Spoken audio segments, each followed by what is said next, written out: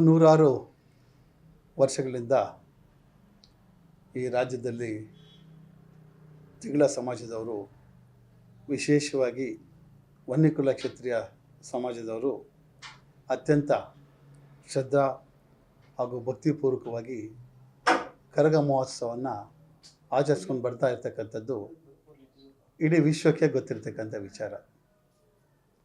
ಸುಧಾರಿತ ನರ ಶಸ್ತ್ರಚಿಕಿತ್ಸೆ, ಮೆದುಳು ಮತ್ತು ಬೆನ್ನು ಹುರಿಯ ಅಸ್ವಸ್ಥತೆಗಳಿಗೆ ವಂಶೋದಯ ಆಸ್ಪತ್ರೆಯಲ್ಲಿ ಅತ್ಯಾಧುನಿಕ ತಂತ್ರಜ್ಞಾನವನ್ನು ಬಳಸಿಕೊಂಡು ತಜ್ಞರು ಆರೈಕೆಯನ್ನು ನೀಡುತ್ತಾರೆ.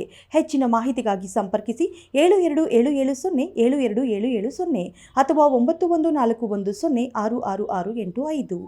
ಆದರೆ ಈಗ ಬರಬರುತ್ತಾ ನಮ್ಮ ಸಮಾಜದ ಈ ಧಾರ್ಮಿಕ ಆಚರಣೆ ಇತರ ಸಮುದಾಯದ ಮುಖಂಡರು ಸಹ ವಾಡಿಕೆ ಮಾಡಿಕೊಂಡು ಆ ಊರಿನ ಕೇವಲ ಮನೋರಂಜನೆಗಾಗಿ ಆ ಊರು ಸಂಬಂಧಪಟ್ಟ ಊರುಗಳಲ್ಲಿ ಒಂದು ಜಾತ್ರೋತ್ಸವ ನಡೆದರೆ, ರಥೋತ್ಸವ ನಡೆದರೆ, ಊರಹಬ್ಬ ಆದರೆ ಕರಗಗಳನ್ನು ಮನೋರಂಜನೆಗಾಗಿ ಉಪಯೋಗಿಸ್ಕೊಂಡು ಮನೋರಂಜನೆಗೆ ಉಪಯೋಗಿಸ್ಕೊಂಡು ಕರಗವನ್ನು ಆಡಿಸಿ ನಮ್ಮ ಸಮುದಾಯದ ಧಾರ್ಮಿಕ ಭಾವನೆಗಳಿಗೆ ಧಕ್ಕೆ ಮಾಡ್ತಾ ಬರ್ತಾಯಿದ್ದಾರೆ. ಇದು ಎಲ್ಲೋ ಒಂದು ಕಡೆ ಮುಂದೆ ಶಾಂತಿಗೆ ಭಂಗ ಬರ್ತಕ್ಕಂಥ ಅಹಿತಕರ ವಾತಾವರಣ ನಡೆಯುವ ಸಂಭವ ಇದೆ. ಯಾಕಂತೇಳಿ ನಮ್ಮ ಸಮುದಾಯಕ್ಕೆ ಇರ್ತಕ್ಕಂಥದ್ದು ಏಕೈಕ ಧಾರ್ಮಿಕ ಆಚರಣೆ ಅಂದರೆ ಈ ಕರಗ ಶಕ್ತೋತ್ಸವ.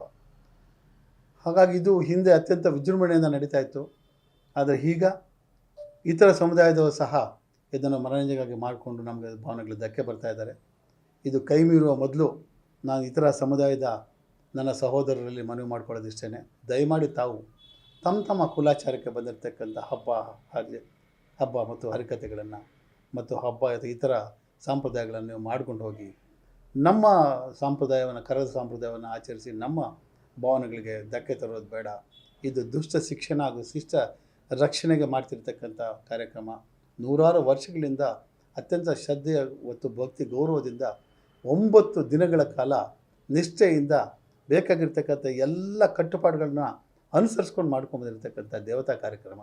ಇದನ್ನು ಕೇವಲ ಒಂದು ದಿವಸಕ್ಕೆ ಮನೋರಂಜನೆ ಮಾಡ್ತಕ್ಕಂಥದ್ದು ತಪ್ಪು. ಇದನ್ನ ಕೋಲಾರ ಜಿಲ್ಲಾ ಸಮನ್ವಯ ಸಮಿತಿ ಖಂಡವಾಗಿ ಖಂಡ ಮಾಡ್ತೇವೆ.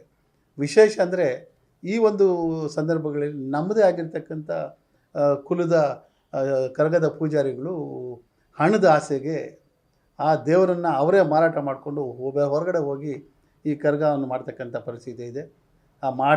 ಮಾಡ್ತಾಯಿದ್ದಾರೆ. ನಮ್ಮ ಎಚ್ಚರಿಕೆಗಳ ಮಧ್ಯೆಯೂ ಸಹ ಇವರು ಈ ಕೆಲಸ ಮಾಡ್ತಾಯಿದ್ದಾರೆ. ಇದು ಕುಲದ್ರೋಹದ ಕೆಲಸ ಇವರು ಮಾಡ್ತಾಯಿದ್ದಾರೆ.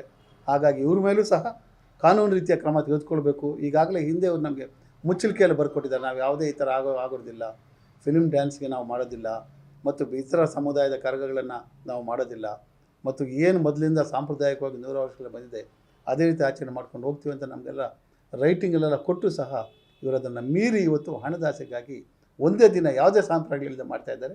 ಹಾಗಾಗಿ ಇಂಥ ಕರಗದ ಪೂಜಾರಿಗಳ ವಿರುದ್ಧವೂ ಸಹ ಕ್ರಮ ತೆಗೆದುಕೊಳ್ಬೇಕು ಅಂತೇಳಿ ನಾವು ಜಿಲ್ಲಾ ಪೊಲೀಸ್ ವರಿಷ್ಠಾಧಿಕಾರಿಗಳನ್ನ ಮೀಟ್ ಮಾಡಿ ಅವ್ರಿಗೆ ಹೇಳಿದ್ದೀವಿ. ಅವರು ಕ್ರಮ ತೆಗೆದುಕೊಳ್ತೀವಿ ಅಂತ ಆಶ್ವಾಸನೆ ಕೊಟ್ಟಿದ್ದಾರೆ. ಇವತ್ತು ಸಹ KGF ಪೊಲೀಸ್ ವರಿಷ್ಠಾಧಿಕಾರಿಗಳು ಸಹ ಭೇಟಿ ಮಾಡಿ ಮನವಿ ಸಲ್ಲಿಸ್ತೀವಿ. ಇವರು ಈ ಥರ ಇದೇ ಮಾಡ್ತಾಯಿದ್ದಾರೆ. ಇವ್ರನ್ನ ಯಾವುದೇ ರೀತಿಯಾಗಿ ನಾವು ಕ್ಷಮಿಸೋ ಅವಶ್ಯಕತೆ ಇಲ್ಲ, ಕ್ಷಮಿಸೋದು ಇಲ್ಲ. ಮುಂದೆ ಇನ್ನೂ ಹೆಚ್ಚಿನ ರೀತಿಯಲ್ಲಿ ಇವ್ರ ಬಗ್ಗೆ ಕಾನೂನು ಕ್ರಮ ತೆಗೆದುಕೊಳ್ಳೋ ಪ್ರಯತ್ನ ಎಲ್ಲ ನಮ್ಮ ಜಿಲ್ಲಾ ಸಂಘ ಮಾಡ್ತದೆ ಅನ್ನೋ ಮಾತನ್ನು ಹೇಳಿ, ಈ ಸಂಬಂಧ 9/12/2022 ಕೋಲಾರದಲ್ಲಿ SP ಆಗಿದ್ದ ಅಂದಿನ ದೇವರಾಜ್ ಅವರು ಒಂದು ಜ್ಞಾಪನ ಕೊಟ್ಟಿದ್ದಾರೆ ಎಲ್ಲ ಸ್ಟೇಷನ್ಸ್ಗೂ. ಯಾವುದೇ ಆಗಲಿ ಕರಗದ ಫೆಸ್ಟಿವಲ್, ಕರಗದ ಆಚರಣೆ ಬಂದಾಗ ಕಟ್ಟುಪಾಡನ್ನ ಅನುಸರಿಸ್ತಾರೋ ಇಲ್ಲೋ ಅದನ್ನು ನೋಡಿಕೊಂಡು ಇವರು ಪರ್ಮಿಷನ್ ತೆಗೆದುಕೊಂಡು ನೀವು ಕೊಡಿ ಅಂತ ಹೇಳಿದ್ದಾರೆ. ಆದರೆ ದುರಾದೃಷ್ಟ ಯಾವುದೇ ಪೊಲೀಸ್ ಠಾಣೆಗಳಲ್ಲಿ ಇದನ್ನು ಅನುಸರಿಸ್ತಾ ಇಲ್ಲ.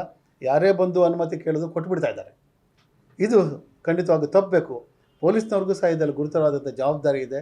ನಾವು ಲಾ ಆ್ಯಂಡ್ ಆರ್ಡರ್ ಪ್ರಾಬ್ಲಮ್ ಆಗಬಾರ್ದು ಅಂತೇಳಿ ನಾವು ಯಾವುದೇ ಗಲಾಟೆ ಮಾಡಿ ಸೈಲೆಂಟ್ ಆಗಿದ್ದೀವಿ. ಇದನ್ನು ನಮ್ಮ ದೌರ್ಬಲ್ಯ ಅಂತ ಪೊಲೀಸ್ನವರು ಕೂಡ ಅನ್ಕೋಬಾರ್ದು.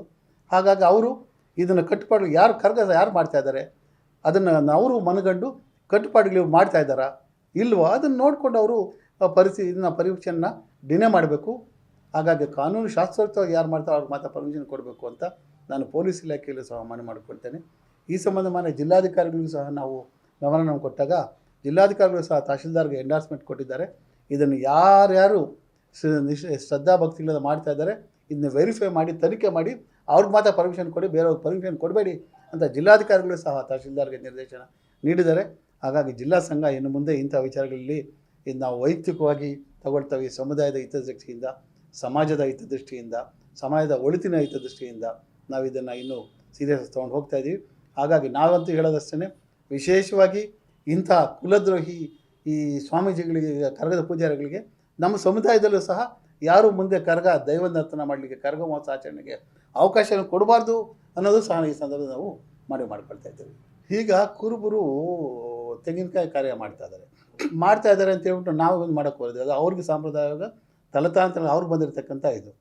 ನಮ್ಮ ಒಕ್ಕಲಿಗ ಸಮುದಾಯ ಮುಂದೆ ಅವರುಗಳು ಮಾಡ್ತಾರೆ, ಅದು ಅವ್ರಿಗೆ ತಲತಾಂತರ ಬಂದಿರತಕ್ಕಂಥ ಸಂಪ್ರದಾಯ. ಹಾಗೆ ಈ ಕರ್ಗ ವೀರಶೈವರು ಡೊಳ್ಳು ಕುಣಿತಾರೆ, ವೀರಗಾಸೆ ಮಾಡ್ತಾರೆ, ಅದು ಅವ್ರಿಗೆ ಸಂಪ್ರದಾಯ, ಅದು ನಾವು ಮಾಡೋಕ್ಕಾಗೋದಿಲ್ಲ. ಹಾಗಾಗಿ ಕರಗ ಶಕ್ತ್ಯೋತ್ಸವ ನಮ್ಮ ಸಮಾಜದಕ್ಕೆ 100 ವರ್ಷ ಬಂದಿರತಕ್ಕಂಥ ಧಾರ್ಮಿಕ ಕಾರ್ಯಕ್ರಮ. ಹಾಗಾಗಿ ನಮ್ಮ ಸಮಾಜದವರು ಮಾಡ್ತಾ ಬರ್ತಿರ್ತಾರೆ. ಇದು ಇನ್ನೊಬ್ಬರು ಅನುಕರಣೆ ಮಾಡ್ತಕ್ಕಂಥದ್ದು ತಪ್ಪದು.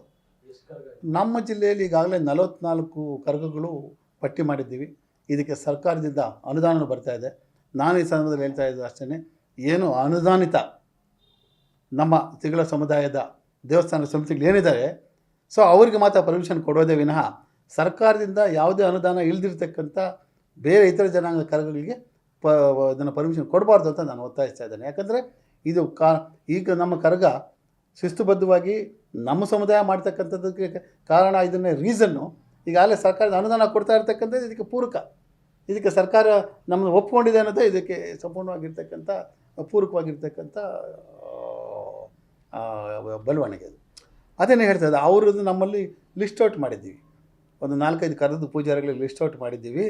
ಅವರು ಆ ಥರ ನೃತ್ಯ ಮಾಡಬಾರ್ದು, ಅದನ್ನು ಕಮರ್ಷಿಯಲ್ ಮಾಡಬಾರ್ದು. ಅದನ್ನೇ ದುರದೃಷ್ಟವಶಾತ್ ನಮ್ಮಲ್ಲೇ 4 ಜನ ಪೂಜಾರಿಗಳು ಈ ಥರ ಈ ಕಟ್ಟುಪಾಡುಗಳನ್ನ ಬಿಟ್ಟು ಸಿನಿಮಾ ಹಾಡುಗಳಿಗೆ ಡ್ಯಾನ್ಸ್ ನೃತ್ಯ ಮಾಡ್ತಾರೆ, ಅದನ್ನು ಆಡಬಾರ್ದು ಅಂತ ಕಟ್ಟುನಿಟ್ಟಾಗಿ ಅವ್ರಿಗೂ ಹೇಳಿದ್ದೀವಿ, ಬರ್ಸ್ಕೊಂಡು ಇದ್ದೀವಿ. ಅದನ್ನು ಮೀರಿ ಕೆಲವರು ಮಾಡ್ತಾ ಇದ್ದಾರೆ, ಕುಲದ್ರೋಹಿಗಳು ಅಂತ ಹೇಳ್ತಾ ಇದ್ದೀನಿ. ಇನ್ಮೇಲೆ ಅವರು ಸಹ ನಿರ್ದಾಕ್ಷಿಣ್ಯವಾಗಿ ಇಂಥ ಕ್ರಮಗಳನ್ನ ಸ್ಟಾಪ್ ಮಾಡಬೇಕು.